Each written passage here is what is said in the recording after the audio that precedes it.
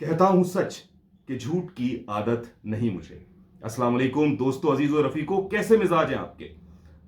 آج میں یہ کہہ سکتا ہوں کہ میری کانپیں ٹانگ رہی ہیں۔ جی ہاں، اور اس کی وجہ یہ ہے کہ میرے ساتھ جو ہستی موجود ہے وہ پورے حق سے یہ بات کہہ سکتی ہے کہ میں عظیم الرحمن عثمانی کا باپ ہوں۔ جی ہاں، میرے والد بزرگوار، میرے والد محترم، اس وقت میرے استاد سب سے بڑھ کر میرے ساتھ موجود ہیں، جنید الرحمن عثمانی۔ السلام علیکم ابو۔ وعلیکم السلام۔ کیا حال چال ہے ابو؟ کیسے مزاج ہیں؟ اللہ کا بہت کرم ہے، اللہ کا شکر ہے۔ سب سے پہلے تو ابو بہت شکریہ، آپ کو میں نے مجبور کر دیا ہے کہ اب آپ ایک جو ہے وہ ویڈیو میرے ساتھ بھی ریکارڈ کریں اور ایک ریکارڈ پہ آ جائے کہ بھئی ابو بیٹا بیٹھے ہوئے بات کر رہے ہیں۔ ہاں، بس اللہ کرے کہ صحیح طریقے سے تم اپنے اس چیز کو انشاءاللہ۔ اچھا ابو، پہلے جو ہے نا، اس سے پہلے کہ ہم کوئی اور آپ سے سوالات پوچھیں، کوئی اور بات میں آپ سے جاننے کی کوشش کروں، میں یہ چاہتا ہوں کہ آپ سب کو بتائیں کہ آپ کا خاندانی پس منظر کیا ہے، اور ساتھ ہی آپ کا اپنا تعلیمی پس منظر جو کہ زیادہ تر ہندوستان سے وابستہ رہا ہے، وہ ابتدائی پس منظر کیا رہا ہے؟ میں چاہتا ہوں کہ وہ آپ گوش گزار کریں۔ ہاں بیٹا، میری پیدائش جو ہے وہ حیدرآباد دکن کی ہے، اور وہاں پر میرے والد مرحوم یعقوب الرحمن عثمانی، علامہ یعقوب الرحمن عثمانی، علامہ یعقوب الرحمن عثمانی وہاں شعبہ دینیات کے پروفیسر تھے عثمانیہ یونیورسٹی میں۔ تو وہ یعنی ایک طرح سے روزی کے چکر میں ہم وہاں پر، ہماری حیدرآباد دکن میں رہائش تھی، تو وہیں میری پیدائش ہوئی۔ لیکن آپ کا جو آبائی جو پورا خاندان ہے ہمارا، وہ تو دیوبند میں مقیم تھا، ہاں، تو کیا یہ کہنا ٹھیک ہے کہ دادا ابو جو ہیں وہ Hyderabad university as a professor جب پڑھانے کے لیے آئے، وہاں جو ہے وہ آپ کی ولادت ہوئی؟ تو آپ کی ولادت یوں تو حیدرآباد کی ہے، لیکن در حقیقت روٹس جو ہیں وہ ساری دیوبند سے۔ حقیقت یہی ہے، بالکل صحیح کہہ رہے ہو۔ یہ میرا آبائی وطن اگر ہم کہیں تو آبائی وطن جو ہے وہ ہمارا دیوبند ہی ہے، اور دیوبند ہی کی وجہ سے شاید عثمانیہ یونیورسٹی میں جو ہمارے والد مرحوم کو ملازمت ملی تھی، اس کی وجہ بھی وہی دیوبند تھی، کیونکہ ہم علامہ شبیر احمد عثمانی کے فیملی سے تھے۔ کس طرح سے ابو؟ یعنی مولانا یعقوب الرحمن عثمانی تو ہمارے سگے دادا ہوئے، تو پھول ابا سے جنہیں ہم علامہ شبیر احمد عثمانی کو پورے گھر والے، خاندان والے جو ہمارے ہیں وہ پھول ابا کے نام سے موسوم کرتے ہیں، تو علامہ شبیر احمد عثمانی کہنا بڑا مشکل لگتا ہے ہمیں، تو پھول ابا ہم کہتے ہیں۔ تو پھول ابا سے ہمارا کیا رشتہ تھا، کیا معاملہ؟ ہاں، میرے والد کے یعنی مولانا یعقوب الرحمن عثمانی کے یہ چچا تھے، سگے چچا تھے۔ سگے چچا تھے۔ جی ہاں، تو اس لحاظ سے یعنی میرے ایک طرح سے دادا ہوئے اور میرے پردادا اور ہوئے۔ تمہارے پردادا ہوئے۔ بالکل۔ تو ہم لوگوں کا جو لنک ہے دیوبند سے، آبائی وطن تو وہی تھا، جی سارا خاندان وہی تھا، جی، اور ہمارے ماں اور باپ دونوں بھی وہیں کے تھے۔ صحیح۔ تو ہم اس طریقے سے جو وہاں جو گئے والد ہمارے محترم، جی وہ صرف روزی کے اس میں، جی اور چونکہ وہ ایک عالم دین تھے جی، تو ان کی لائن ہی وہی تھی، اور میرے خیال سے کوئی معمولی عالم دین نہیں بلکہ بہت جید عالم تھے۔ جی۔ اور ایک چیز جو میں بتاؤں، اور ابو میری تصحیح کیجئے گا، کہ جس وقت قیام پاکستان عمل میں آیا ہے تو ہمارے جو سگے دادا ہیں علامہ یعقوب الرحمن عثمانی، ان کو مفتی پاکستان کے طور پہ بلانے کی ایک تجویز رکھی گئی، انہیں باقاعدہ ایک انویٹیشن بھیجا گیا۔ اس کے بعد کچھ ایسی ہماری مشکلات تھیں، کچھ ایسی یہ کہیے کہ کچھ معاملات تھے کہ جس کی وجہ سے یہ ممکن نہیں ہوا کہ وہ آئیں۔ نہیں، مشکلات نہیں تھی۔ اچھا، حقیقت جو تھی نا وہ یہ ہے کہ ہمارے ابو تو چاہتے تھے، اچھا، ہمارے دادا ابا چاہتے تو تھے۔ پاکستان آنا چاہتے تھے، جی لیکن ہماری والدہ محترمہ جو تھیں جی، انہیں اپنے وطن سے، آبائی وطن سے بے انتہا محبت تھی، انہیں ہندوستان سے بہت محبت تھی، ہندوستان سے بہت محبت تھی، اور آبائی وطن سے خصوصاً محبت تھی انہیں، یعنی دیوبند سے۔ دیوبند سے۔ جی تو وہ یہ کہتی تھی کہ میں نے ساری زندگی یہاں گزاری ہے حیدرآباد دکن میں، جی، تو اب اگر آپ وہاں چلے جائیں گے تو میں تو اپنے وطن میں جا ہی نہیں سکتی۔ ہاں، تو وہ ان کے دماغ میں زیادہ تر یہ تھا کہ میں دیوبند جاؤں، لیکن اصل جو خدا چاہتا ہے نا بیٹا وہ ہوتا ہے کہ انہیں اگر یہ معلوم ہو جاتا کہیں اس وقت جی، کہ میرے شوہر کی زندگی بہت تھوڑی ہے اور یہ وہاں جانے کے بعد ان کا انتقال ہو جانا ہے، تو یقین کرو شاید میں یقین رکھتا ہوں کہ میری ماں کبھی نہیں کہتی. اور بعد میں وہ یہ کہا بھی کرتی تھی غالباً ہاں بالکل کہ اگر مجھے یہ علم ہوتا تو میں یہی چاہتی کہ بھائی سب بچے سبھی پاکستان آ گئے. بالکل. لیکن یہ کہ بہرحال لیکن بتانے کا صرف مقصد یہ ہے، تو ظاہر ہے بہت ساری تفصیل ہے، میرے ذہن میں بھی بہت سے سوالات، لیکن میں ٹاپکس سے ہٹنا نہیں چاہ رہا. بہت ساری چیزیں جو میں اپنے والد سے اس مختصر وقت میں پوچھنا چاہتا ہوں.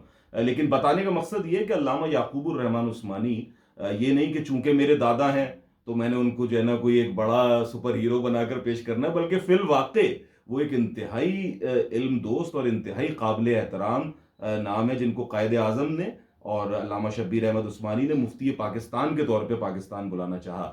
تو ایک بڑی بڑی ہستی. اچھا ابو، اس کے علاوہ بھی مجھے ایک کردار جو بہت اچھے لگتے ہیں ان کے بارے میں بھی تھوڑا سا بتائیں. یہ ابھی خیال آیا ہے مجھے، یہ میرے ذہن میں نہیں تھا پہلے. اور وہ جو چچا تھے ہمارے جو اپنے آپ کو جنت کا طوطا کہتے تھے، ان کا کیا معاملہ، ان کا کیا معاملہ تھا؟ اچھا بیٹے وہ صوفی ٹائپ کے آدمی تھے. صوفی سے زیادہ ملا جیون مجذوب کہیے نا. مجذوب یعنی بچپن سے ان کو مجذوب تھے وہ. اور ملا جیون کہا کرتے تھے ہمارے ہاں، ان کا وہ نام تھا ملا جیون. اور میرے سگے چچا تھے وہ. اچھا. بالکل سگے. اچھا. یعنی میرے اور بھی ان کی بھائی ویسے سوتیلے بھائی بھی تھے. جی جی. لیکن سگے چچاؤں میں میرا ان کا نام آتا ہے ملا جیون کا. اور وہ بچپن سے مجذوب تھے. جی. اور ان سے جو میری یادیں وابستہ ہے نا، یہ حقیقت تھی کہ انہیں الہام ہوتا تھا. جی. یعنی وہ جو کہہ دیتے تھے نا، اس میں سے میں نے 100% تو میں نہیں کہہ سکتا، لیکن 90% جو ہے نا معصوم تھے نا. تو اللہ پاک ان کی بات رکھ لیتے تھے. بالکل ان کے اللہ پاک ان کی بات رکھ لیتا تھا. اور ان کو بھی جیسے ہم کہہ رہے ہیں نا کہ علامہ شبیر احمد عثمانی کے لیے جو ہم جب بھی آپس میں بات کریں گے تو پھول ابا کہہ کے کہیں گے، تو اسی طریقے سے جو چچا جیون جنہیں یہ کہہ رہے ہیں ان کا ایک لقب تھا. اور وہ خود بھی یہ دہراتے رہتے تھے کیونکہ مجذوب تھے. جنت کا طوطا. اور غالباً ان کی قبر مبارک پر بھی جو ہے نا وہ جنت کا طوطا جو ہے نا وہ بالکل ان کا. اور یقین کریں آپ کہ وہ کراچی میں، وہ بھی کراچی میں آ گئے تھے. تو کراچی میں نے ان کے پیچھے گاڑیاں دوڑتی ہوئی دیکھی ہیں. وہ تلاش کرتے تھے کہ یار وہ، لیکن ظاہر ہے وہ چونکہ مجذوب تھے تو انہیں تو اس معاملے میں کوئی تھا ہی نہیں کہ کوئی گدی نشینی ہو یا کوئی معاملہ ہو. وہ تو یعنی بالکل معصوم، صرف ایک نماز کا ہوش تھا. اور وہ کوئی میٹھا پسند کرتے تھے. کیا میٹھا پسند؟ میٹھا تو ہر چیز، ہر میٹھا. ہر میٹھا. ہاں میٹھا تو مٹھائی وغیرہ تو ان کی خاص وہ تھی، اس میں قلاقند. اچھا. تو بس ساری دلچسپی یہ تھی کہ وہ جو ہے نا میٹھا کھاتے تھے اور اپنا نمازیں ادا کر رہے ہیں، عبادات میں لگے ہوئے، لیکن ذہنی طور پر وہ یعنی میں کہہ رہا ہوں کہ جذب کی کیفیت میں رہتے تھے. اپنے رشتہ داروں کو بھی سب کو پہچانتے نہیں تھے. اچھا. بس جو بالکل قریب کے وہ ہوتے تھے ان کو پہچان جاتے تھے. جیسے آپ ان کے پاس جاتے تو کیا کہتے؟ میں نے کہا چچا مجھے آپ نے پہچانا؟ تو بڑے اس سے مسکراتے تھے، اور ان کی بڑی بڑی آنکھیں. اور بڑا ان کے اندر ایک طرح کا جذب ہوتا تھا. آپ ان سے آنکھیں ملا نہیں سکتے تھے. تو وہ بڑے مسکرا کے کہا کرتے تھے، کہنے لگے ہاں بھائی یعقوب کا بیٹا. بھائی یعقوب کا بیٹا جنید. تو ماشاءاللہ. اور خود اپنے بارے میں کہتے تھے نا میں جنت کا طوطا. ہاں اپنے آپ کو جنت کا طوطا کہنے لگے. اچھا عجیب و غریب قسم کے انسان تھے. انہیں مسجد، عبادت اور اللہ کا نام بس 24 گھنٹے. یعنی میں نے ان کو رات کو بھی اگر کبھی اپنے پاس دیکھا ہے انہیں، تو اس وقت بھی ان کی زبان چلتی ہوتی تھی. ان کا وہ، میں کہتا ہوں وہ قلب جاری تھا. دیکھیں یہ وہ ہستی ہیں جن کا نام شاید آپ کو تاریخ کے صفحات پر نہ ملے.